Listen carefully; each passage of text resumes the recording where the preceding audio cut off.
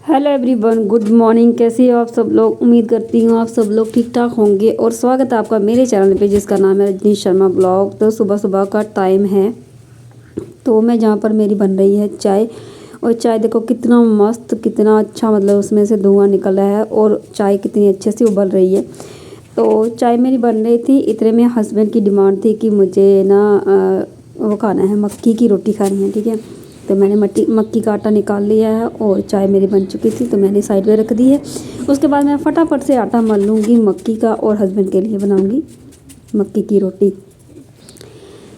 तो मक्की की रोटी बनाना मुझे आती तो नहीं, लेकिन जैसी भी आती है मैं आप लोगों के सामने शेयर करूँगी कि मुझे कैसी आती है। मक्की की रोटी बनाना सबके लिए टफ़ होता है, तो मुझे भी, मतलब आप सबको पता ही है, औरतें जो है वो कुछ ना कुछ जुगाड़ लगाती रहती है मक्की की रोटी बनाने के लिए। जैसे कि कई लोग पॉलीथीन में बनाते हैं, कई लोग तो मतलब इसके ऊपर बनाते हैं, चकले के ऊपर बनाते हैं, पता नहीं क्या क्या जुगाड़ लगाते हैं। लेकिन मैं आपके सामने हाथों पर बना के दिखाऊंगी और ज़्यादा बड़ी नहीं करूँगी, क्योंकि अगर ज़्यादा बड़ी करी तो ये टूट जाएगी। इसलिए जैसी भी बनेगी मैं आप लोगों के साथ आपको बताती हूँ कि कैसी बन रही है जी।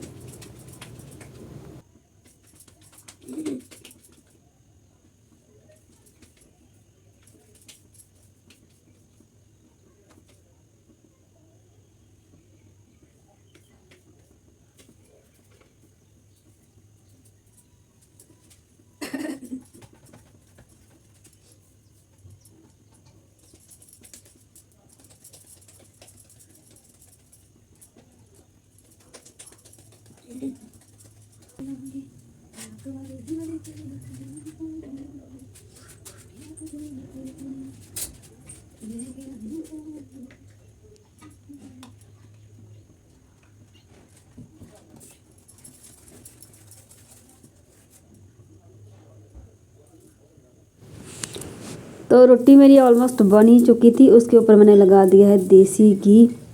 और मक्की की रोटी के साथ तो सरसों का साग हो तो फिर और भी मज़ा आ जाता है, लेकिन सरसों का साग नहीं था, तो हस्बैंड की सिर्फ डिमांड थी कि मुझे मक्की की रोटी चाहिए चाय के साथ। तो मैंने अच्छे से इसको तल लिया है और ये देखिए कितनी प्यारी और कितनी अच्छी मतलब रोटी लग रही है। कहीं से भी फटी आपको दिख रही है? नहीं दिख रही है ना?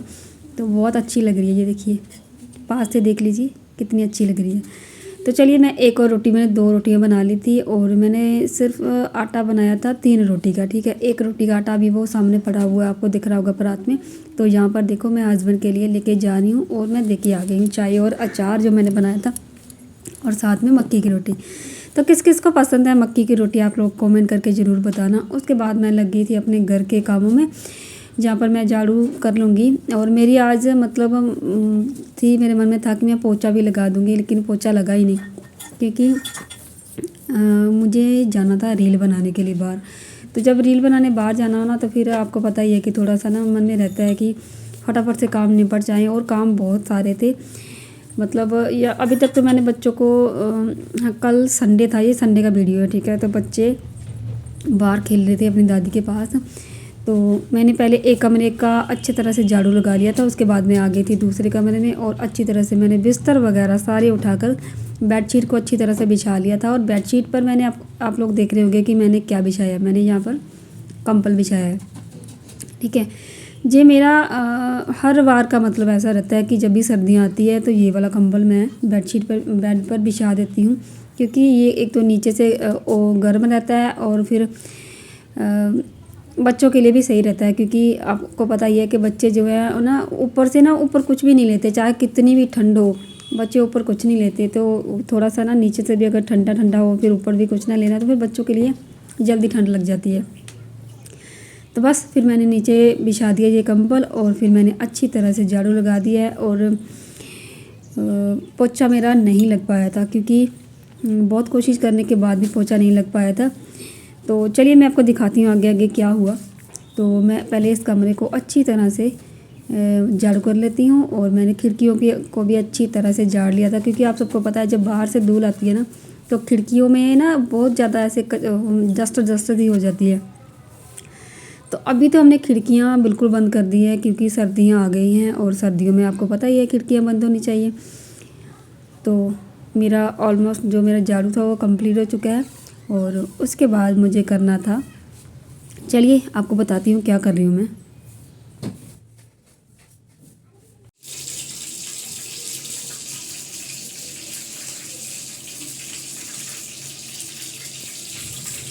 उसके बाद आ गई थी बच्चों की डिमांड कि हमें ना मम्मा भूख लगी है, भूख लगी है। तो सुबह सुबह तो उनका हो गया था, मतलब ब्रेकफास्ट मैंने करवा दिया था, लेकिन दोपहर को फिर उनको ना जब हल्की फुल्की भूख लग जाती है ना, तो फिर उसके लिए मैंने बनाई है जहाँ पर मैक्रोनी और मैगी दोनों मिक्स करके। तो मैंने सबसे पहले प्याज काट लिया था, थोड़ा सा टमाटर काट लिया था, तो अच्छे से फिर मैं इसको तड़के में अच्छी तरह से, इनको अच्छी तरह से नहीं मतलब तड़का लगाऊंगी, थोड़ा कच्चा कच्चा रहने दूंगी, क्योंकि मैगी में और नूडल्स में आपको पता ही है कि ये जो सब्जियां वगैरह रहती है ना, ये कच्चा कच्चा ही अच्छा लगता है। तो मैंने यहाँ पर प्याज को झोंक दिया, उसके बाद मैं डाल दूँगी टमाटर और फिर डालूँगी उसके बाद में मैगी। और देखना आप कितना अच्छा और कितना मतलब अच्छे से मैगी मेरी पक चुकी थी। और मैक्रोनी को पहले मैंने बॉईल कर दिया था थोड़ा सा इसी बर्तन में, क्योंकि थोड़ा जो मैक्रोनी है ना, आपको पता है कि मैगी के मुकाबले थोड़ी सी हार्ड होती है और इसको थोड़ा सा पहले बॉईल करना पड़ता है। तो बस मैंने मतलब ये तड़का लगा दिया है जहाँ पर।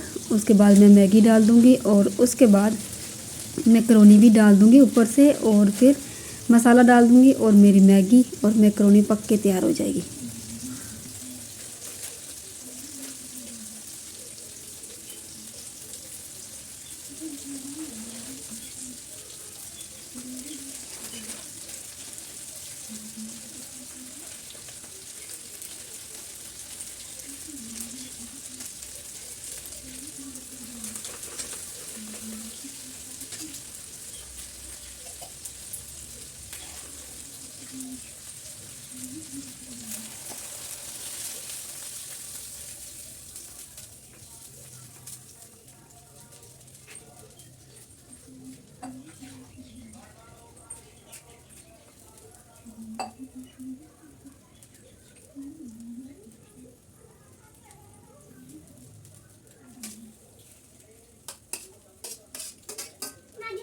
अभी बन रही है। ये बन रही है, रोने वाली कौन सी बात है? बन रही है, बस बनने वाली है।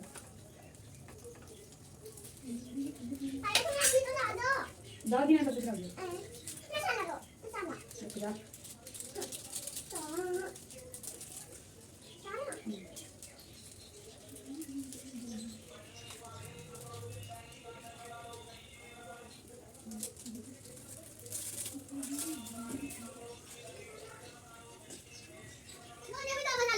वो तुम्हें कुछ लिया?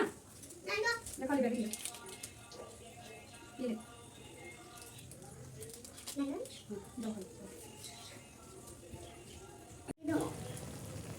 ये ले डालो।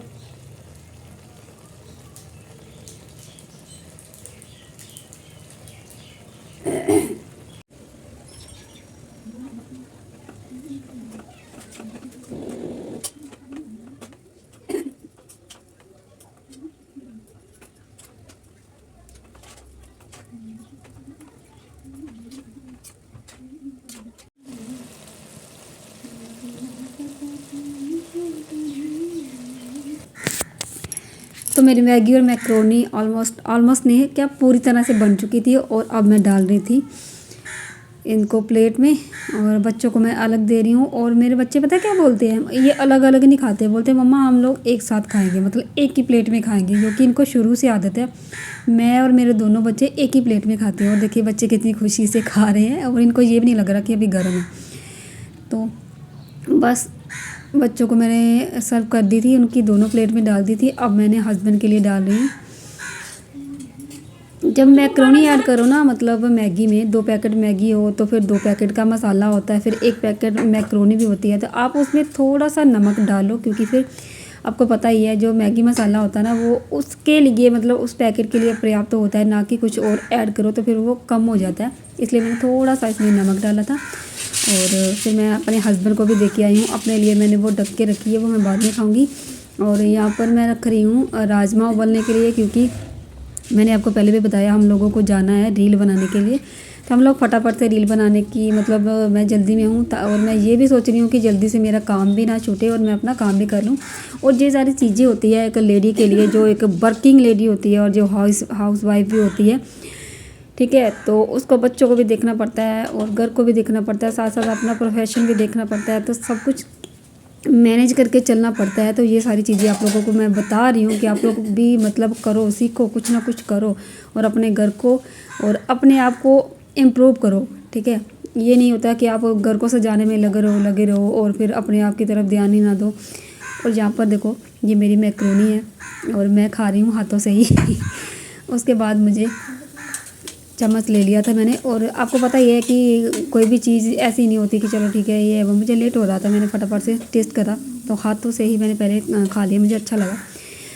तो फिर मैंने ले लिया अब चम्मच और मैं चम्मच से फटाफट खा के हम लोग निकल जाएंगे अपना रील बनाने के लिए। लेकिन उससे पहले मुझे धोने हैं कपड़े, क्योंकि कपड़े भी मेरे बहुत सारे पड़े हुए थे और आपको पता है यूनिफॉर्म वगैरह बच्चों की धोनी है। तो फिर कल के लिए भी आज ही हमको तैयार होना पड़ेगा, क्योंकि फिर सुबह कल तो धो नहीं पाएंगे क्योंकि कल है मंडे।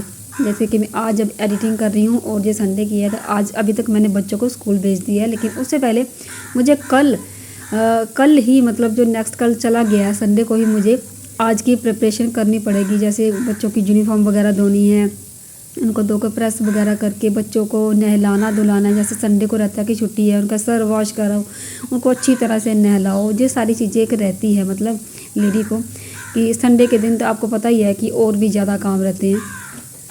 तो यहाँ पर मैंने कपड़े डाल दिए हैं वॉशिंग मशीन में और ये सूखते रहेंगे। उसके बाद मैं करूँगी मतलब मेरे ऑलमोस्ट जो कपड़े थे ना वो धुल ही चुके थे। लेकिन ये जो कपड़े आपको दिख रहे हैं ना, ये कपड़े हैं हाथ से धोने वाले, ये मैं आज नहीं धोऊंगी, ये मैं कल धोऊंगी, यानी कि मंडे वाले दिन धोऊंगी।